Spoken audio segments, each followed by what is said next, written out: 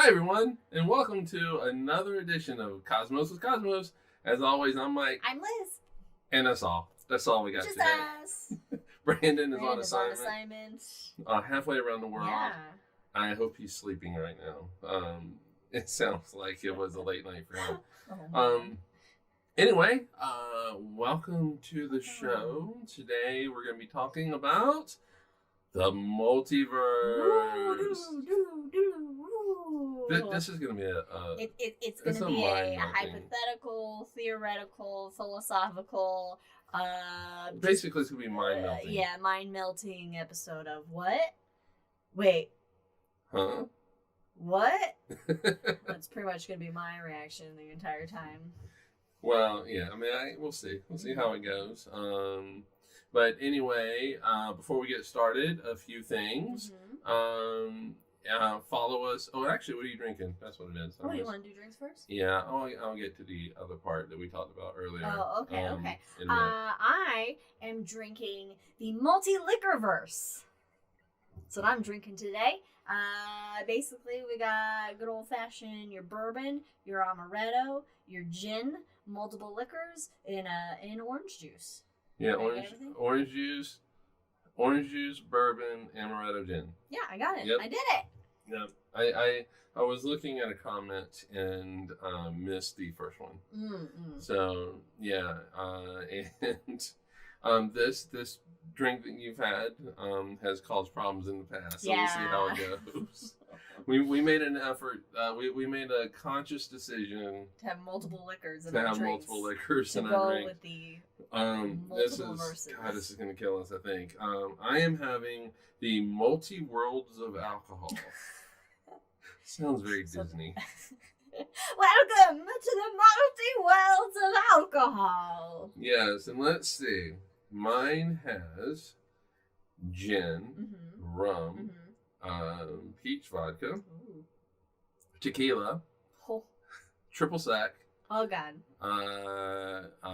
Lemon juice, and Coke. So you got 5 alcohols in there, 5 liquors. Yeah, 5. Yeah, triple sec. Yeah.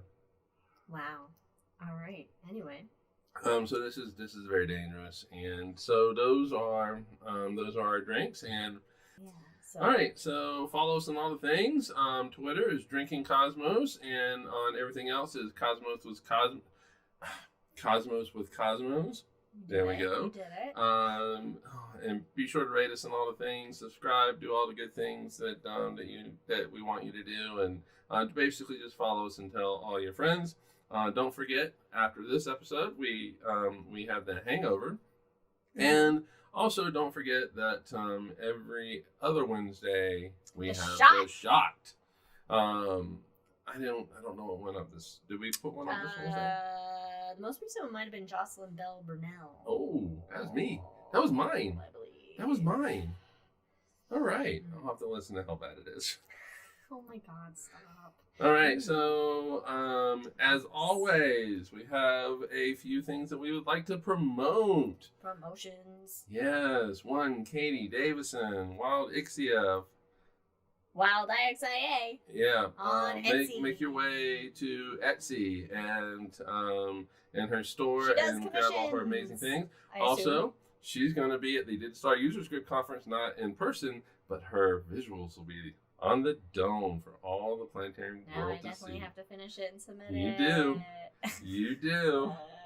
Everybody has homework, right? Everybody has homework. Except for me. I don't have to do it. I just have to promote it. Also, check out MrProctorShow.com. Ron Proctor did some music for us, and he has a great website. It's a really deep conversation. The first, it really bounces you to YouTube, but really deep first episode talking about various things about safety with teachers. He also has a store, so you can buy guitars. Yeah, and all kinds of stuff.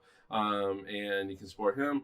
Also, check out rollingbluffsplanetarium.com. Yeah, Jack's Planetarium. Go there. Exactly. If you need a reason to go to the Midwest, is that technically the Midwest? It's Nebraska, yeah. It's right that's in what the I consider. smack Okay. middle of the country, Then, I think. hey, that's the hit place to be, really. I mean, what else? Is there just corn?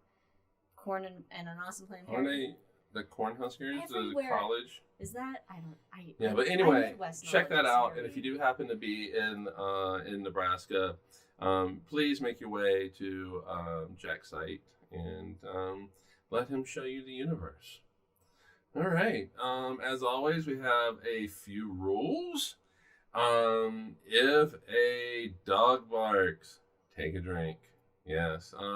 The window is wide open, so there might be some barks from Jack. If there is a Star Wars reference, take a drink.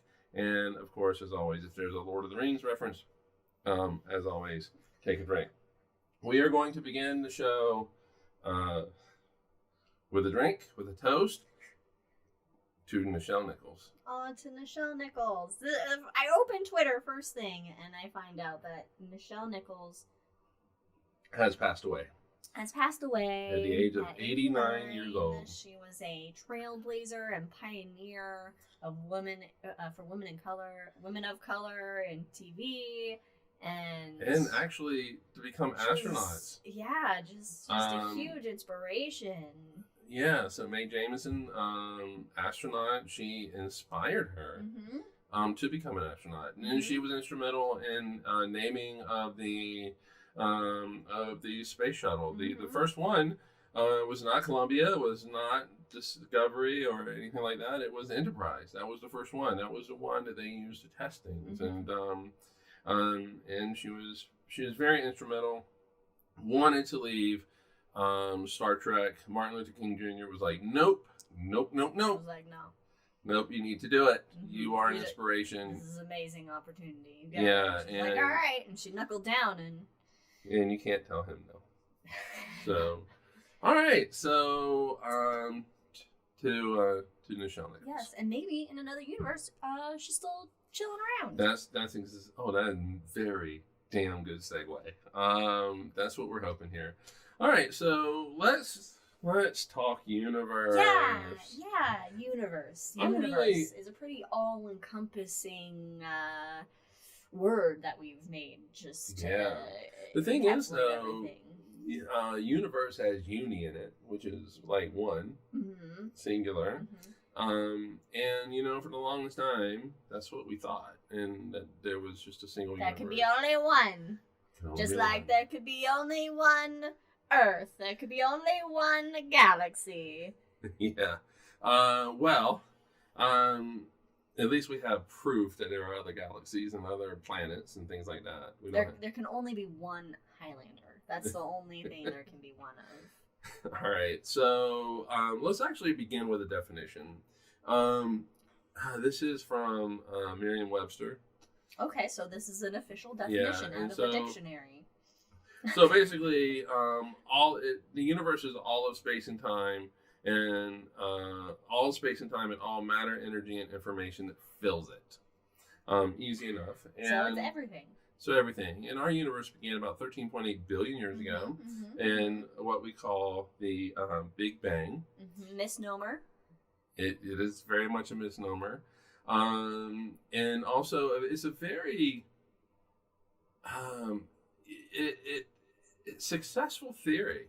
The Big Bang is. And so it does a lot of accurate predictions about what happened after the universe was created, but it says nothing about the creation itself, and so how it started. But anyway, so that's it. But here's the question. So what if the Big Bang wasn't the beginning of everything, but only just for our universe? It was just our Big Bang. It's our Big Bang. Yeah, so there's more Big Bangs. Yeah, so why wouldn't there be more Big Bangs? I know, exactly. I mean, that's a pretty simple question. I mean, if you have one, can't you have more? Yeah. And so we'll get into all of this a little bit later on. But so let's define multiverse, because we're going to talk about that. Multiverse. Multiverse. Multipass. It's a hypothetical collection of multiple universes that together comprise all of matter, energy, and information, and all of that exist. So you have the universe, and then you have the multiverse, which is this collection of universes. Yeah. Like a galaxy is a collection of stars. Right. Oh God, it's already starting. It's already starting the mental breakdown. My question is that there's no answer for, and so I guess it's more rhetorical for you. Is then like what's the multiverse in? Okay. Is there a word for the space that are the universe and other universe are like? I mean, okay, so containment inside of. Are we in anything? All right. That's too much. So the Greeks actually did have a name, Ultima Thule, which is actually the new name of that. So New Horizons flew past. Bad guy. It does. So New Horizons flew past Pluto and then went on to the next stop, which was Ultima Thule, I think.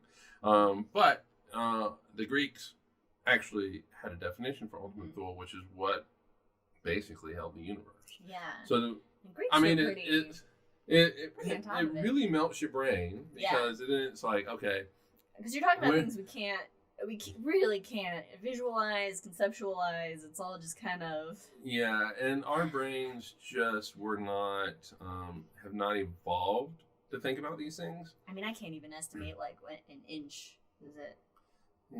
Just go with your knuckle. Just go with your knuckle. That's right. I keep forgetting that's your knuckle of your thumb. Just go with that, and it's pretty close. Or 2.54 centimeters. You know, whatever's easiest for you. Sure. So our brains when we experience the world, we are inside the house or outside of the house. The house is a physical entity. The universe is a physical entity, so it must be inside of something. A fish is in water. We're in the car. We're outside of the car. We're in the Earth's atmosphere. Yeah, there's definite boundaries. Right. These boundaries. You're inside the conservative states of America, and then you're outside of that, and you're in freedom and universal health care and all that kind of stuff. And so, so it's a mind melting thing to think about. Is what is if there are multiple universes. Well, actually, I mean, it doesn't even matter if there's a single universe. What's our universe in? If there are multiple universes, what is it in?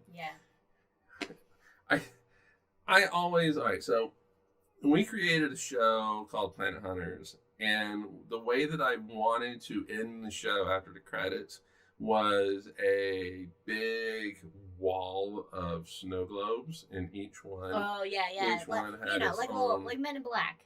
Yeah, so each one had its own like little universe or galaxy or something like that, and that's just kind of what I would love for it to be. We're just in a snow globe on a wall. And there's just some alien kid. There's just some alien kid with all his damn snow globes, and every once in a while he shakes it. Speaking of globe and snow being very Earth-centric, human things. All right, so we have a very modern view of what the multiverse is now. But the idea of multiverses is not new.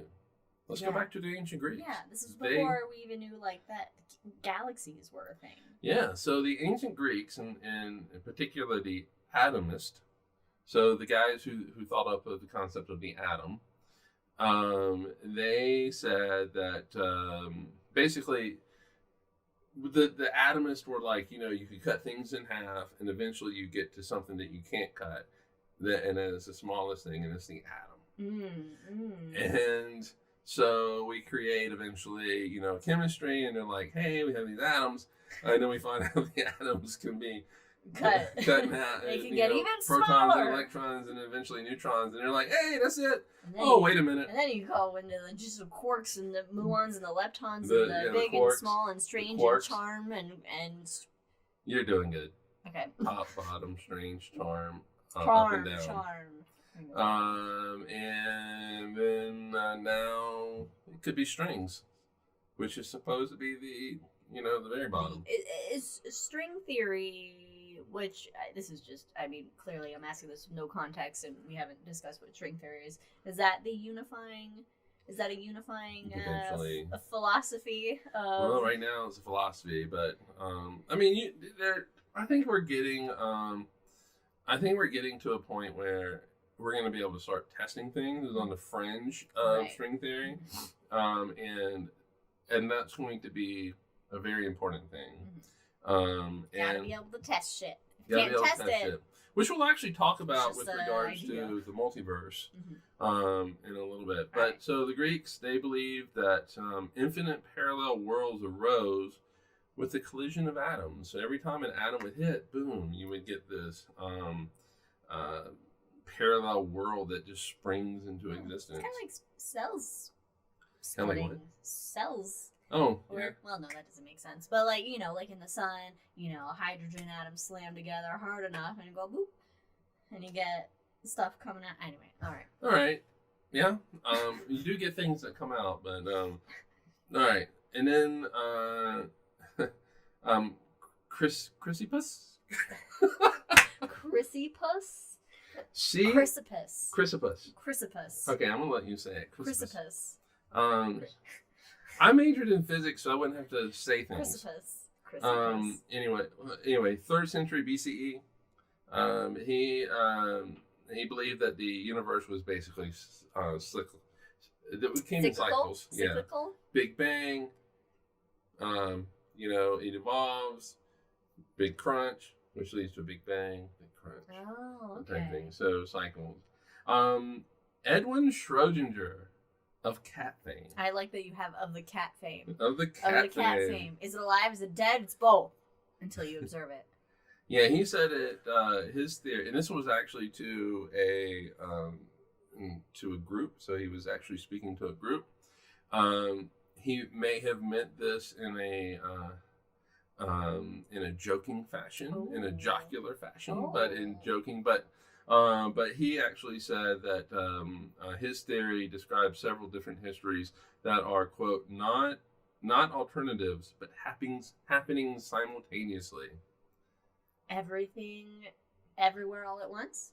Everywhere at once, yeah. And so this was 1952 in which he said this. So a big jump from the Greeks. Yeah, big jump from the Greeks. 1952. Hey, welcome, Mom. Oh, sorry. I shouldn't say that. Sorry, Mom. Okay. Anyway. All right. So, what had happened about 20 years prior to this was actually 30 years prior to this was the discovery of the laws of quantum physics. Okay. And oh man, Tyson. He actually in a thing that I watched or we watched. I think we watched it together. He Sorry, Mom. He was like, I've never thought of it this way. The invention of the laws of quantum physics, or discovery. I like the idea of discovery because we didn't invite it. It's not.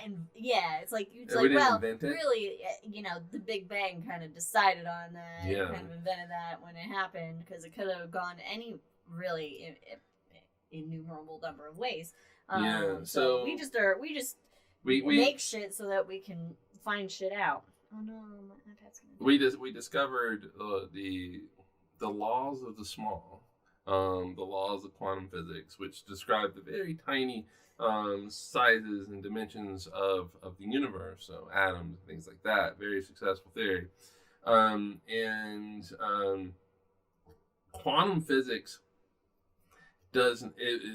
We should do like a series of episodes on quantum physics because it really is mind bending. And you love it. I do love it because it is so friggin' mind bending. That you have this thing called tunneling. There's just all this cool weird shit that comes out of it. So then, out of the Marvel superheroes, would you be Ant-Man? So you could go quantum. I'd be Iron Man. I mean, seriously. And then I would get Ant-Man to come in. I'm like, okay, let me borrow your gear.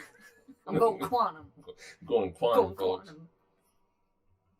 And then my little heart thing, I'm gonna call it Did you have quantum like a drive. water bear as a pet? Like, hey, this is On the moon. This is Ted, my water bear. Yeah. Anyway, so quantum physics actually, when you do calculations in quantum physics, you really don't do Use numbers? No, you do numbers. You actually will get a number. At the end of it, you actually get a series of numbers. You don't really get. So basically, in quantum physics, what you do is you say, this is the probability after doing a calculation. This is the probability that you'll find the electron here. But there's also a probability that's going to be over here. Over here. I have to look at myself now. All right. So Richard Feynman, amazing physicist, was on the Manhattan Project, played bongos. He's the one who figured out how Challenger exploded. During a press conference, figured it out. Figured out during a press conference? Yeah. So they had this press conference, and he's sitting up there, and there's a whole debate about the O-ring and whether it would shrink when it's cold, which then allow the explosion to happen. And he had a piece of it, so he literally put it in his ice water. He measured it, put it in his ice water, and then measured it, and he found that it shrank. Anyway. Hey guys, here's a simple test you could have done before you built it. Just dip it in some water. Extremely smart, amazing set of physics lectures that he did, and liked to play the bongos and go to strip clubs. So I mean, to each his own.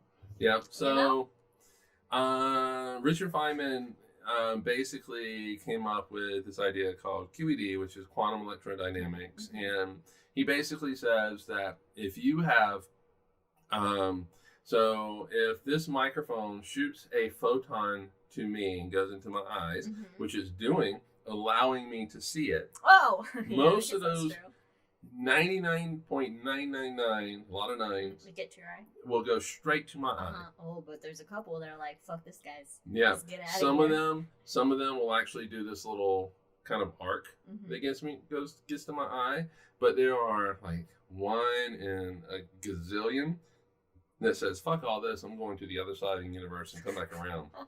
And so it basically all the paths. But anyway, so I'm telling you, quantum is great. I love quantum. So 99.9% of the time, these little things, photons, they're like, yeah, we'll do it. We need to. Yeah, we'll follow the rules, but then you got little punks. But every now and then, it's you like got the punks that are like, we're gonna go our own way. I don't want to go into this guy's eyeball. I'm gonna go to Tahiti. They're the artists of the photons. They're the artists.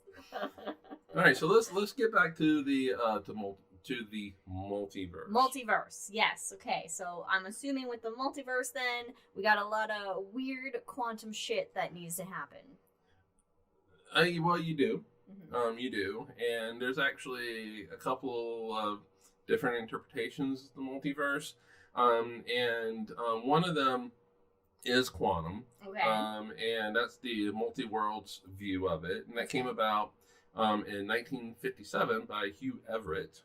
I guess maybe he was in Schrodinger's lecture, and it's just like, hey, I'm going to go with this, All man. right, It really hits me. But it's based on quantum mechanics, and it's kind of a branching timelines kind of thing. And this is the way that it's kind of thought about in like pop culture and the way that we typically do it. So is this like the Doctor Strange version of then these multi-worlds where you have?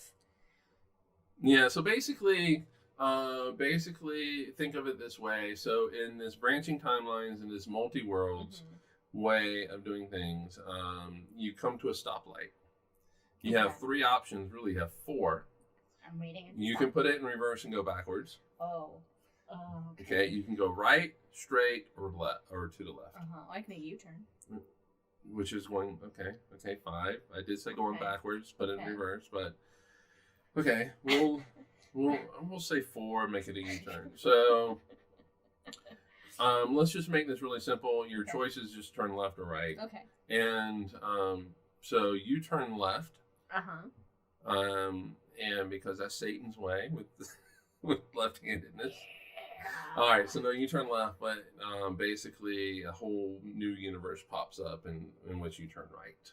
Oh. Okay, that's a very... That's like the sci-fi kind of way of, But basically, in a science way of looking at it is, let's say you're doing a quantum experiment, okay?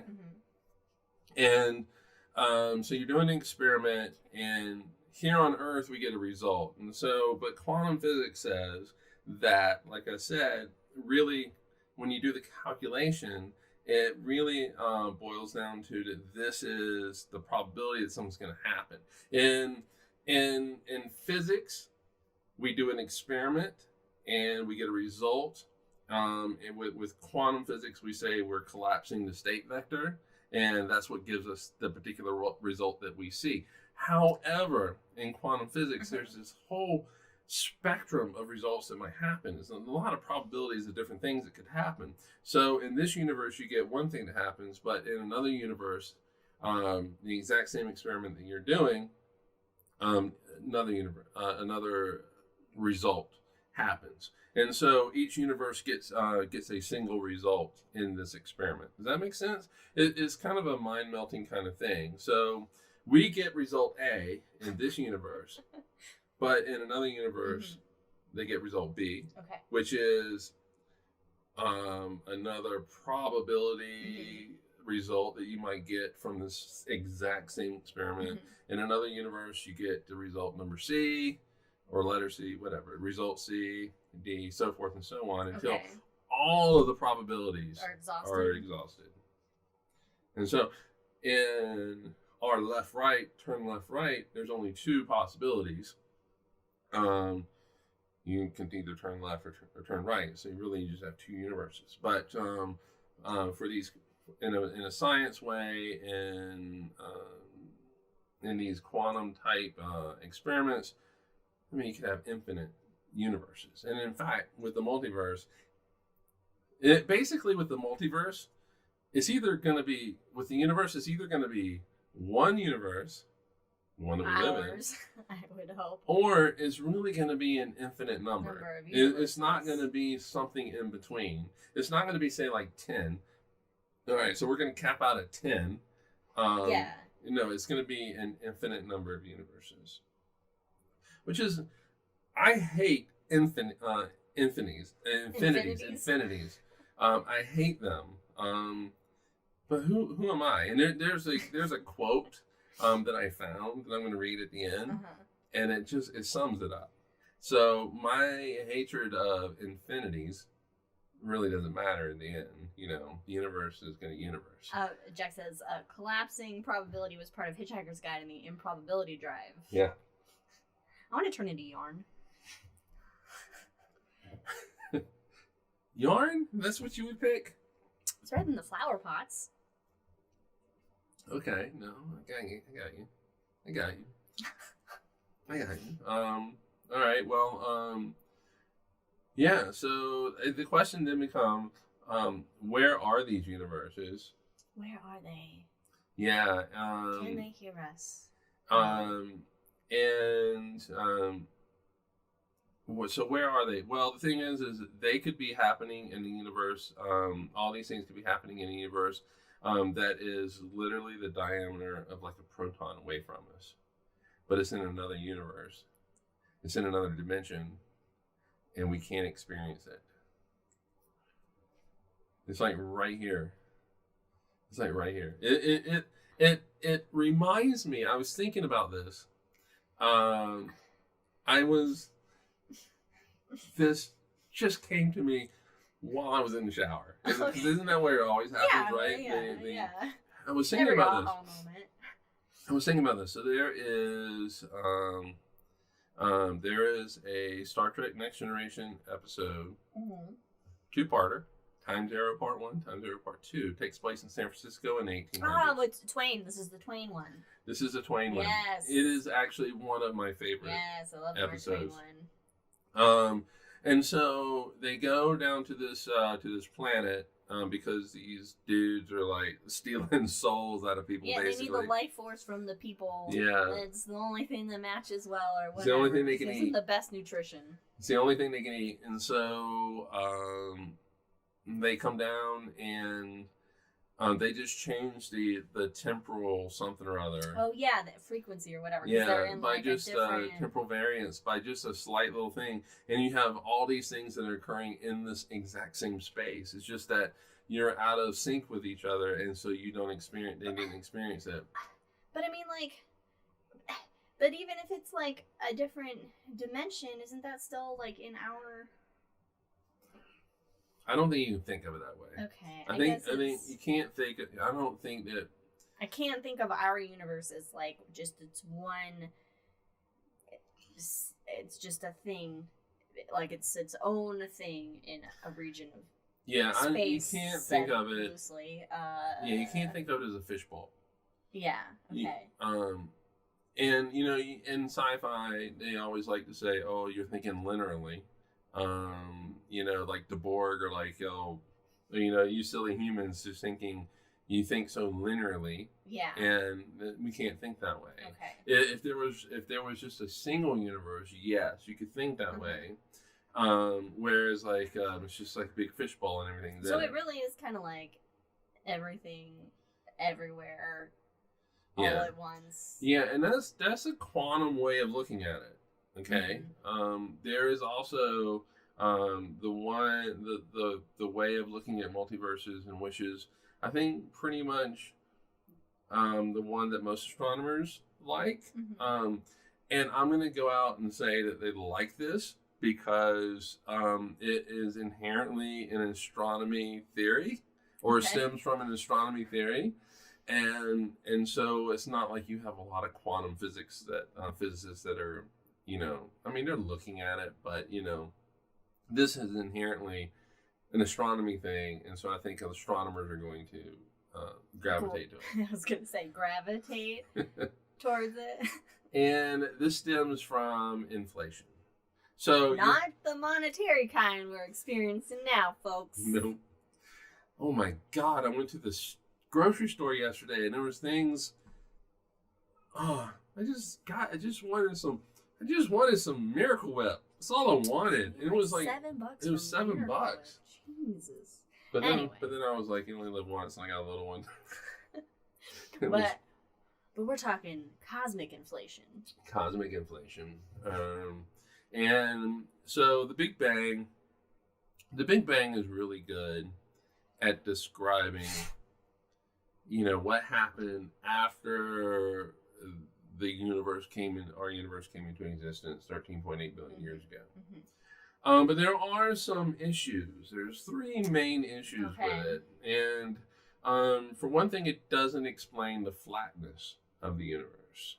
The universe, if you look at the space-time, it's very flat. It also doesn't explain things called monopoles. And wait, what? Monopoles? Monopoles. What's So a monopole? think of like think of magnets. Magnets have two poles, north and south. Okay.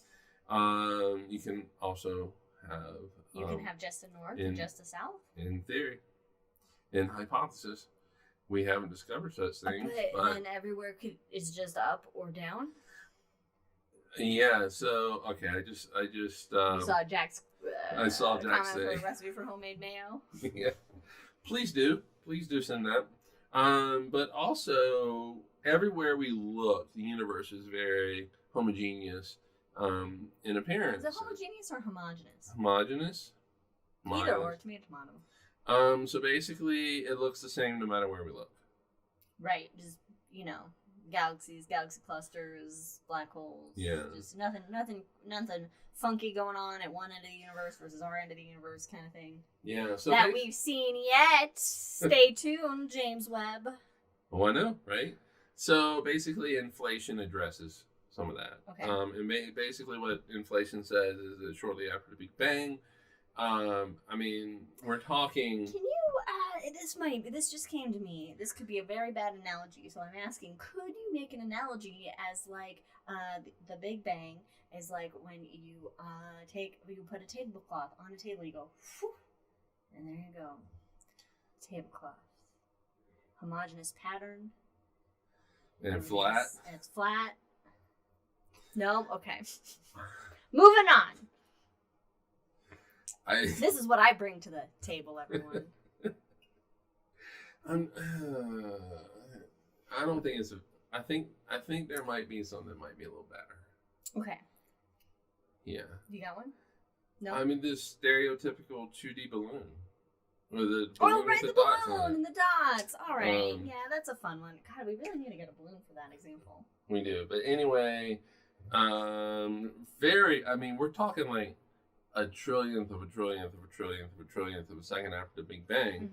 Mm-hmm. The universe experienced this thing called, good try this, this thing that we called inflation. This is an idea that came about in the 1980s to try to address some of these issues with the Big Bang Theory. And the universe basically expanded from the size of an atom to the size of a basketball in like a billionth of a billionth of a billionth of a billionth of a second. Now, that doesn't sound like a lot, but it was extremely rapid inflation. That's faster than you can conceptualize something happening. Like, yeah, that's faster than...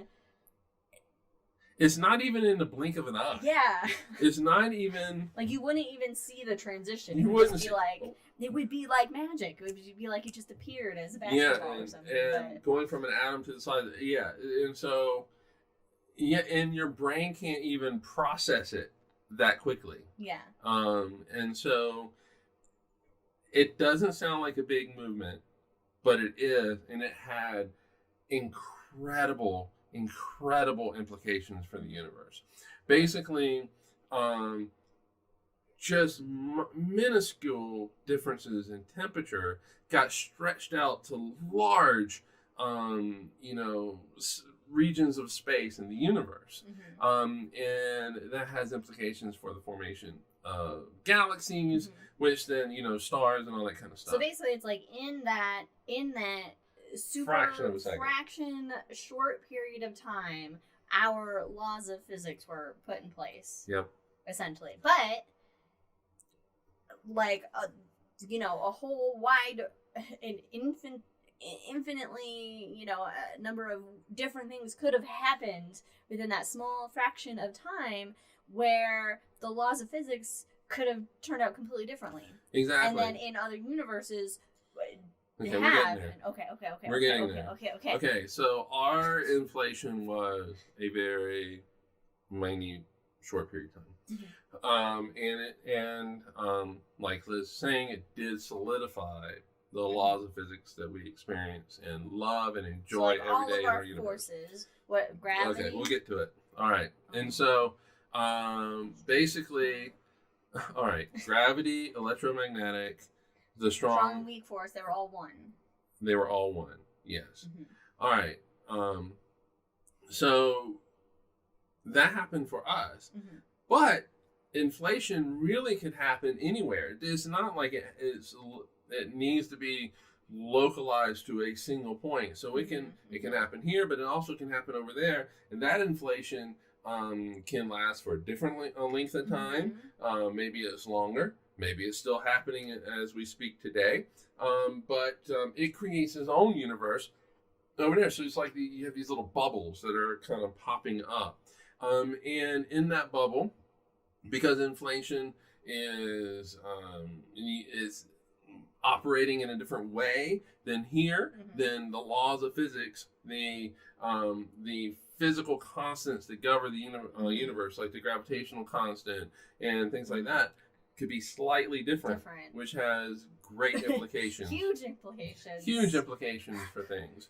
And so, yeah, so if it if inflation happens one place, it can happen other places.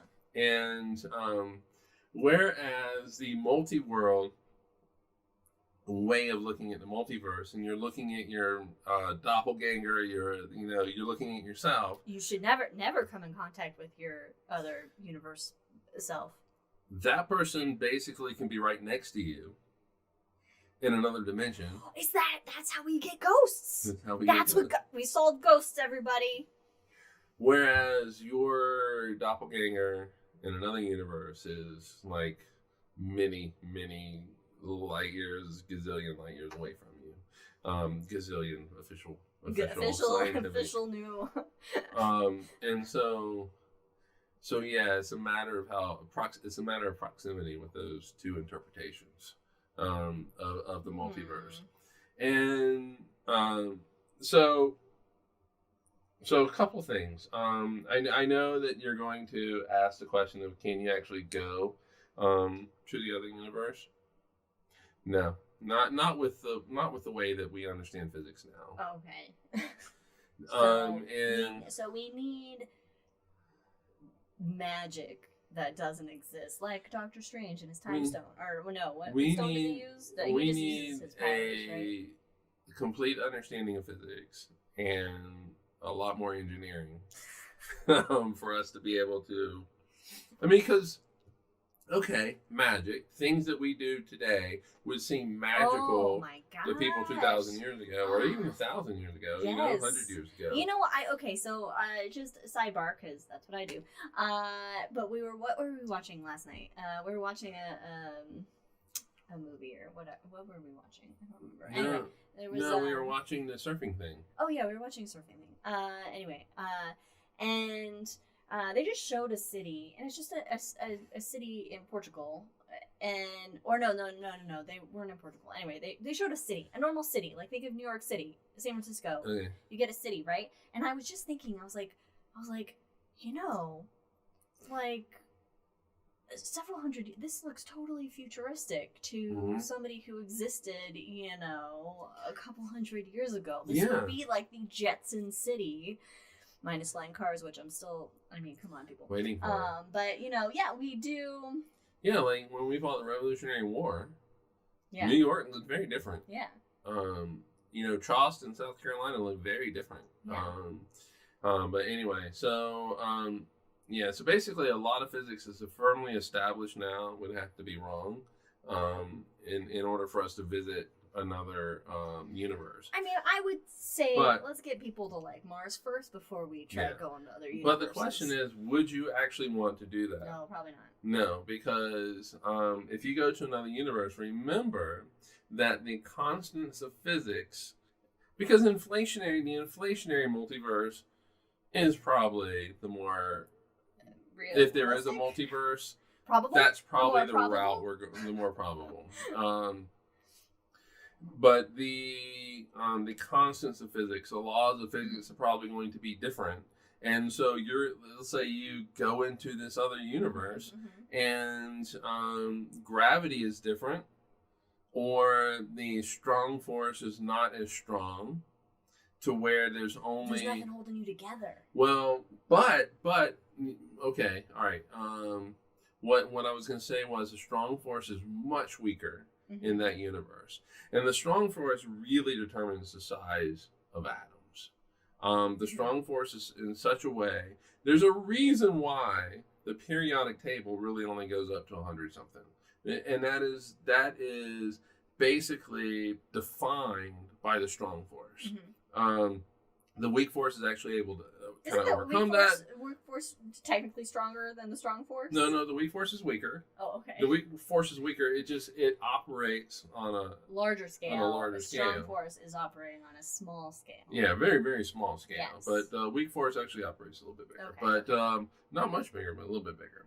And so if the strong force is greatly weaker in this other universe, to where, say, only the biggest atoms that you can have, or say, are lithium, that means you would get into that universe. There'd be no oxygen. no oxygen. Carbon. The carbon atoms in your body would disintegrate. Iron. All of that would disintegrate. You would disintegrate. You would disintegrate. You would have hydrogen, helium, and lithium that are basically left over.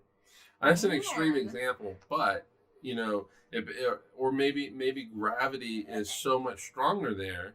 So we would need to develop a protective bubble to that maintains a protective bubble. Like, you know how it's you create artificial gravity on future space stations, like 2001. When you're spinning around, you make that artificial gravity, or a spacesuit. You have your oxygen in there. So we would need physics bubbles.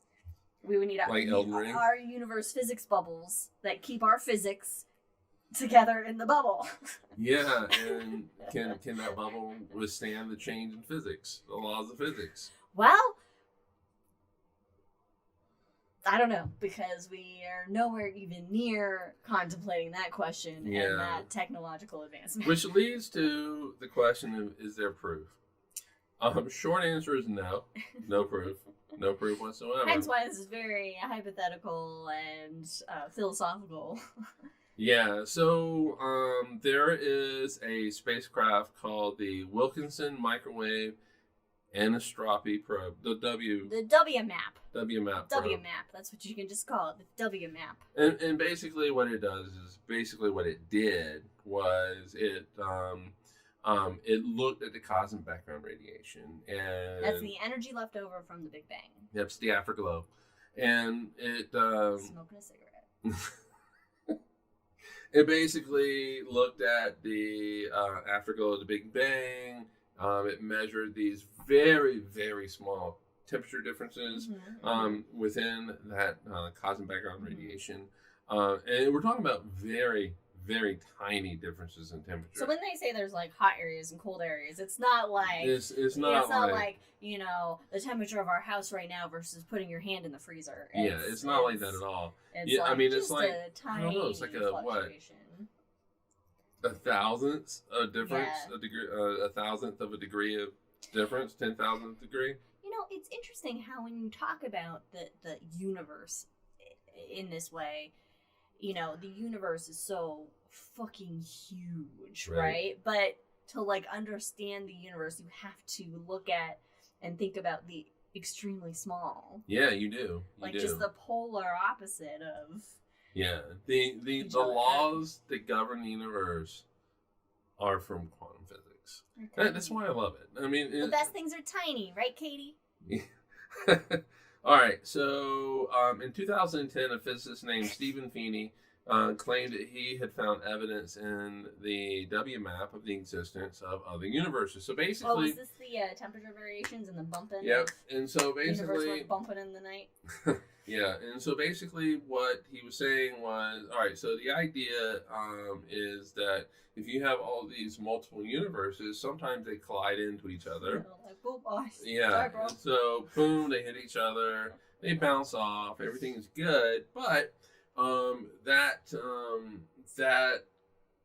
collision would then be imprinted upon the WMAP, upon the cosmic background radiation.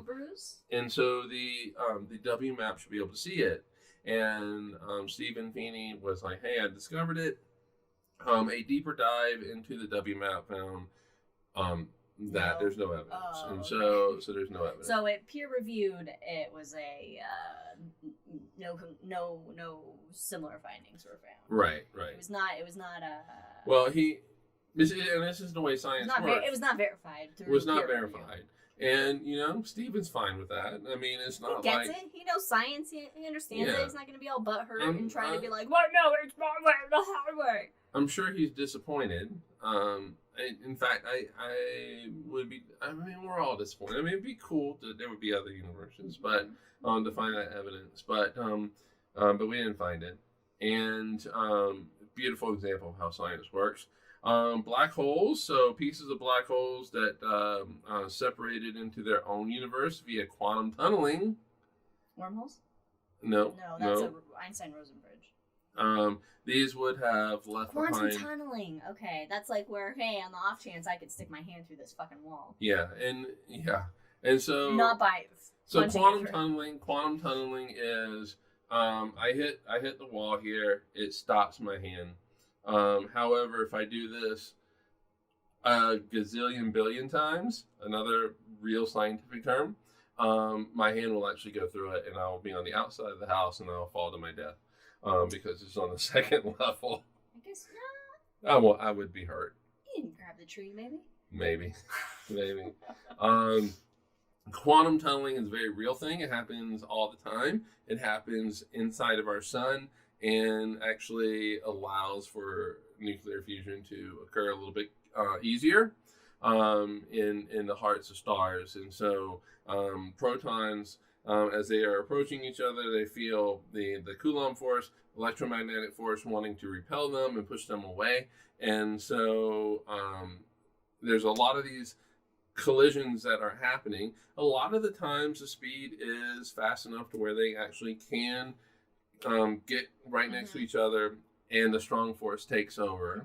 In some cases the speed is not enough for that to happen, and normally they would repel each other, but every once in a while, quantum tunneling, one will tunnel through that what's called the Coulomb barrier and actually fuse with that other proton. So it happens quite a bit. It's a very quantum physics type of thing. There's no evidence of these black holes, though, that have used quantum tunneling. How can we detect that? There was? Well, there might be. That experimentation is beyond my pay grade, so I'm not really sure how they're looking for it. CERN? Yeah, and here's another one which I did not think about, but life itself. So all the things that we need to make us. So I know, right? From longevity of stellar life, to the ability for nuclear fusion, the stability of atoms themselves. For carbon to want to stick around, all right, I'll form this person. So these are all parameters that are set by the laws of physics in our universe. And if you were to just have a random universe that comes into existence from a big bang, this is not something that you would necessarily expect, right? Right. You would think that there would be maybe differences, and it would be exceedingly rare. I mean, the probability obviously is not zero, but it's pretty damn close to zero that all the parameters would be right for life to exist. Now, but with the multiverse hypothesis, thought realm, every possible construction of physics exists. Yep. And we just because we can think we're here, we just happen to be in the one where we're in the one that's conducive to life. It's conducive. Exactly. And that's why I wanted you to wait on that punchline, because you got there here at the end. So it's and in an entirely different universe, nothing. Yeah, you might not have anything, or life looks entirely different. When we talk life, we're talking about life as we know it. We only have one data point. There's a lot of diversity on this planet. Oh my gosh. Again, water bears. Have you seen that shit? Super tiny, look real weird. Yeah, so there is a lot of diversity to life, but we really only have one data point. And all of this diversity of life is all based on, carbon life. Even though I think there is some with silicon life. Silicon life, yeah. I mean, if you talk to Hollywood, they know something about silicon life. I know, right? Silicone. Yeah, so we only have really one data point. And so what would life look like in another universe? Can't say. Don't really know. We can't even tell you what life would look like, across our universe. But the possibilities of it. I know, right? But to quote, oh God, I can see his face. What's he look like? Describe him to me. Maybe I'll be able to pick it out. Jurassic Park. Well, life finds a way. Yeah. Yeah. Life finds a way. Life finds a way. Fucking Jeff Goldblum. Jeff Goldblum. Yes. Life finds a way. And all right, so I mentioned that I don't like infinities when it comes to science. Yeah, you don't like it, but you like it when it comes in terms of love, though. I like it when it comes to us, but when it comes to physics, yeah, and it's because from a physics and science point of view, I understand that when you get an infinity result, you did your math wrong. No, it means that your idea is incorrect, at least at that particular thing. Jack says, that would be terrifying, having your silicone implant suddenly come to life and try to escape. Can you imagine? Oh, God, I know, right? Like, let me out! Or your butt, right? They do the butt, yeah. So I don't like infinities because it typically means things are wrong. So when you apply general theory of relativity to black holes, to the singularity of black holes, the results are infinite. You get infinity, which means that the general theory of relativity is broken down. Okay, physics is broken. Physics is broken. Just like how physics, because of how physics was solidified in the formation of our universe, it can only go back to 10 to the negative 43 seconds after the Big Bang. Everything before that, we're like, well, we can guess. Yep, pretty much. Yep. All right, so I don't like infinities, and here is a question that was posed: will we ever be able to prove the multiverse exists? And this is how it connects to my I don't like infinities kind of thing. Tom Siegfried, he's a science journalist, sums it up best. Okay. Tom. The universe is not constrained by what some blobs of protoplasm on a tiny little planet can figure out or test. We can say this is not testable, therefore it can't be real. But that just means that we don't know how to test it, and maybe someday we'll figure out how to test it, and maybe we won't. But the universe can do whatever it wants. The universe is going to universe. The universe doesn't give a fuck. The universe does not give a fuck. The universe is a honey badger. Yeah, and so I might not like infinities. So but the idea of infinite number of universes, the universe doesn't give a fuck. The multiverse does not care. Now, having said that, I really want there to be a multiverse. I don't have an opinion. I'm not going to say that it exists or it doesn't exist because science isn't there. But I really want the multiverse to be there. And when we are talking about multiverse in a scientific perspective, I mean, we're really talking about just different universes with totally different conditions. Whereas I think in the mainstream public, people think multiverse. They think, oh, Doctor Strange, and there's a billion of infinite number of me that are living infinite number of types of lives. And then you can visit them. Yeah, and you can travel between them with... And, to be fair, though, in the many worlds interpretation of quantum physics, but probably in the more accurate way of the universe. But having said that, I'm thinking, if the multiverse is real, it's probably stemming from inflation, and it's just because my brain melts down at the many worlds interpretation of it. I don't like the idea, but this is just a personal thing. I don't like the idea of me turning left, all of a sudden pops into existence a universe where I turn right. That's just too much branching. That's a lot of branching if you think about it. And but then that doesn't that's just this is good hangover territory actually. Yeah. But I will say, and then we can continue this in the hangover. But then we're just applying that to then just our actions, not like fucking Leia's over there or the ants, all the ants that are hanging out. Or to life on another world. Yeah, just the whole. And so it's everything that's in the cosmos. And I realize infinite. It takes care of it. Yeah, Infinite takes care of it. It's so hard to. But I don't. For me, I'm just not a fan of it. But it's messy. It's not elegant. I see what you did there. All right. So, That's our show, I think. I think what we'll do is we'll take a little break. Yeah. I'm going to go get a fan. I need to, yeah. For the hangover, we're going to have our swamp cooler on high, and it may be loud. We don't care. It's yeah. and I got to hook the iPad up to a charger because it died, so I can't use it to control shit. All right. So thanks for joining us. And I hope your brain is still with us. I mean, it really kind of melts down. It's a very interesting topic. And who knows what we'll talk about in a couple of weeks, but we'll see you then. We'll probably figure it out Saturday, 2 weeks from now. Probably. No, we have to figure it out at least by that Friday so we can promote it on that Saturday. But anyway, join us. Everybody, stay safe, stay healthy, fight for, not to steal a line from the Beastie Boys, but fight for the rights. Also to party. You can fight for your right to party as well. Yeah.